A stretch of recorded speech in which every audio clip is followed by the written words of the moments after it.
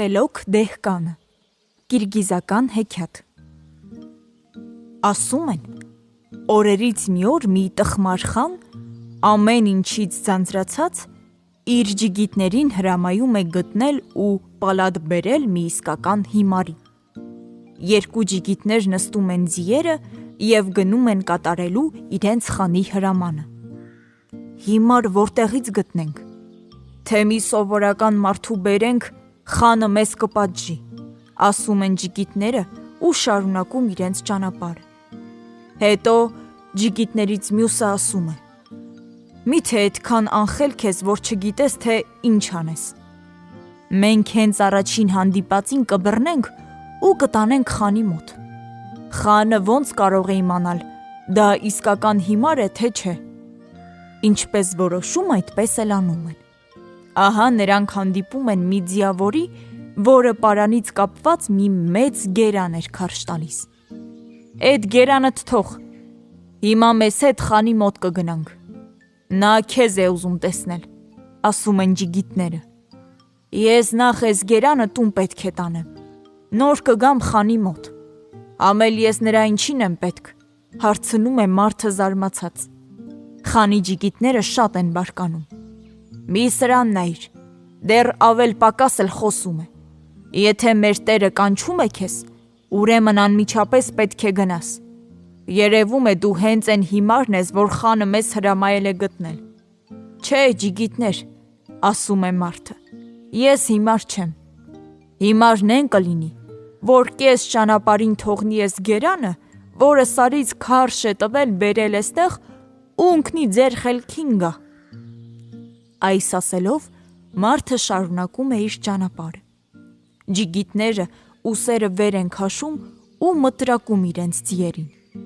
Ճանապարհին նրանք հանդիպում են մի կնոջ, որն իր յուրտի մոտ նստած գործում էր։ Ժենե, քեզ մեր խանը կանչում է, ասում են ջիգիտները։ Խանի ինչին է պետք ինձ նման մի խեղճ կինը, հարցնում է նա։ Խանը մի իսկական հիմարի է ուզում։ Միթե խելոք կինը կարող է հակառակվել մեզ։ Դե շուտ, վեր կաց գնանք։ Կինը ելնում է տեղից ու վճռական ձայնով ասում է. Ինքներդ էլ լավ գիտեք, որ հիմա գարնանային աշխատանքի ժամանակն է։ Ով էսպիսի ժամանակ անգործ թրև է գալիս, նա էլ հիմար է, որ կա։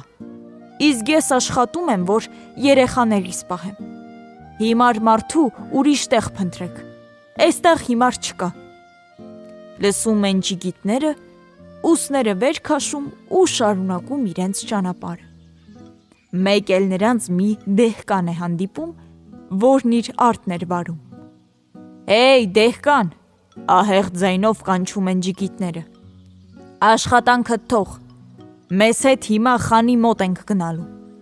Ես հիմա եռուն գործի մեջ եմ։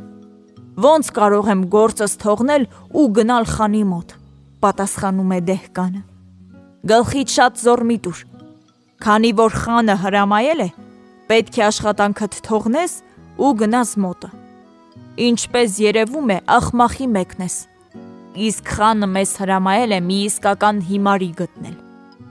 Դեհկանը բարկանում է ու այսպիսի պատասխան տալիս. Էստեղ հիմարներ չկան, գնացեք կորեք։ Թե որ դու հիմար չես,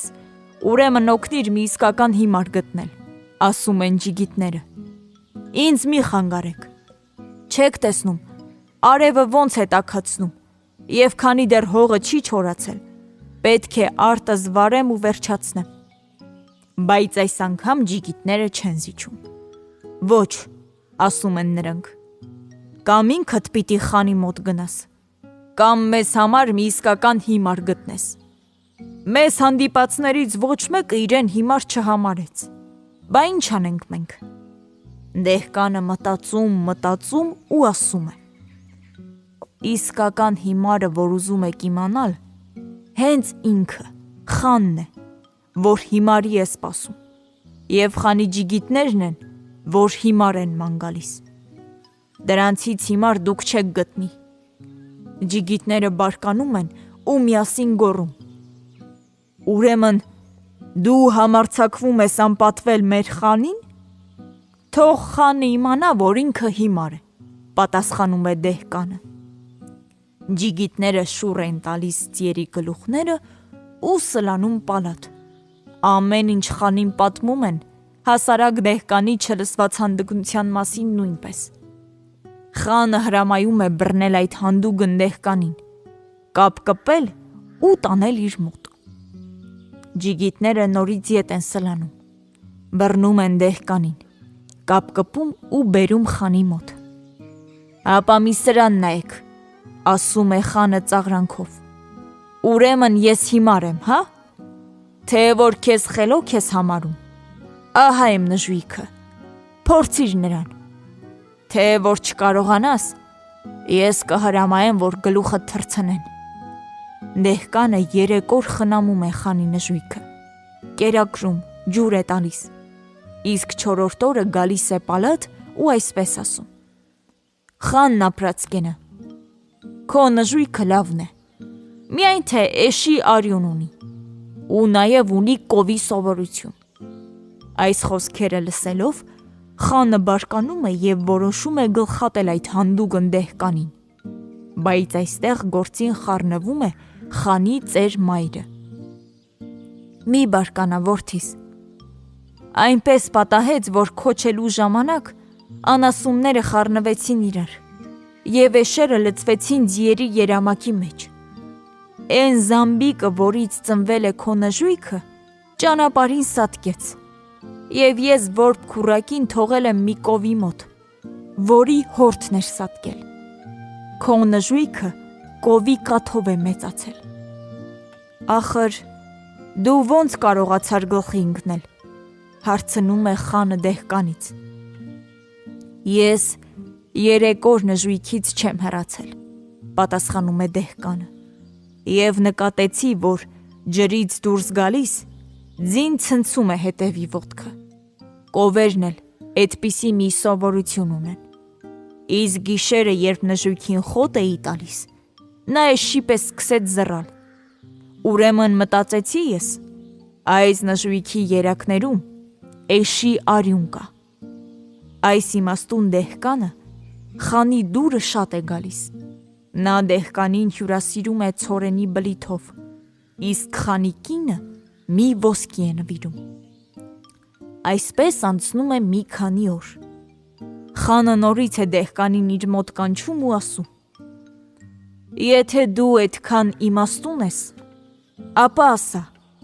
թե մեզանից ով է իսկապես խանի զավակ, ես, թե իմ կինը։ Քո կինը խանի աղջիկ է, իսկ դու հացթուխի տղա ես։ Խանը կատաղում է այս խոսքերի վրա ու որոշում է դեհկանի գլուխը անպատճառ կտրել։ Բայց մինչև մահապատիժը ի կատար ածելը, խանը իր ծեր մորը հարցնում է. Մայր, արի ճիշտն ասա, իմ հայրը ով է։ Խանի մայրը պատասխանում է. Որդիս, ջահել ժամանակ ես մեկը մյուսի ետևից մի քանի աղջիկ ունեցա, և իմ ամուսինը շատ դժգոհ էր։ Մեր այլում մի հացթուխ կին էր ապրում։ Մի անգամ, երբ երկուսս էլ երեխայի էինք սպասում, ես նրան թանկագին նվերներ տվեցի ու պայմանավորվեցի, որ եթե ես աղջիկ ունենամ, իսկ ինքը տղա,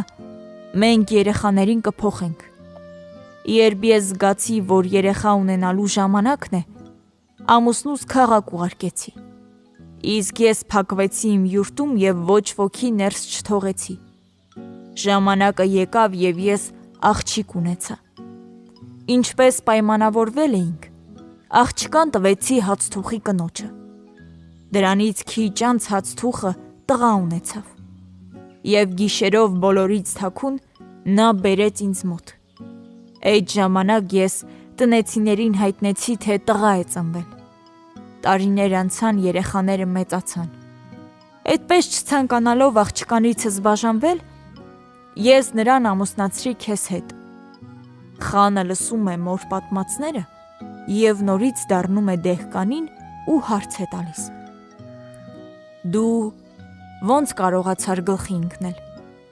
Շատ պարզ, պատասխանում է դեհկանը։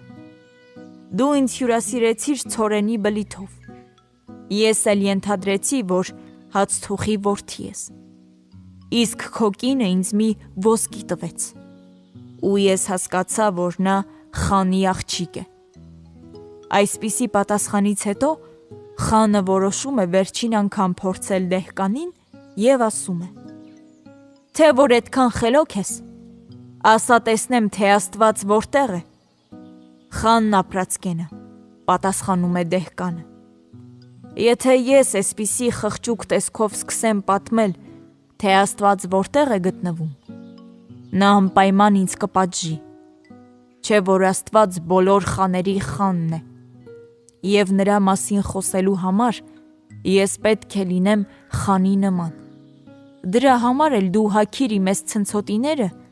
չոքիր իմ առաջ, իսկ ես կհագնեմ քո ճոխ զգեստները, ու այդ ժամանակ միայն ես կպատասխանեմ քո հարցին։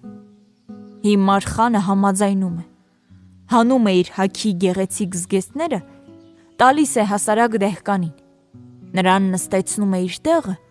իսկ ինքը հագնում նրա աղքատիկ ցնցոտիները, չոքում է ու վիզը ծուռ սպասում։ Դեհկան այդ ժամանակ ներս է կանչում ջիգիտներին ու հրամայում. Դուք մինչև հիմա մի հիմար մարդ չկարողացաք գտնել, մինչդեռ ահա նա չոքել է իմ դեմաց ու վիզ է ծռել։ Տարեք դրան ու գլուխը կտրեք։ Ջիգիտներն անմիջապես բռնում են հիմար խանին, քարշ տալով դուրս տանում պալատից ու տեղնուտեղը գլուխը կտրում։ Իսկ խելոք դեհկանը դառնում է խան և ազնիվ ու ճշմարիտ ղեկավարում երկիրը։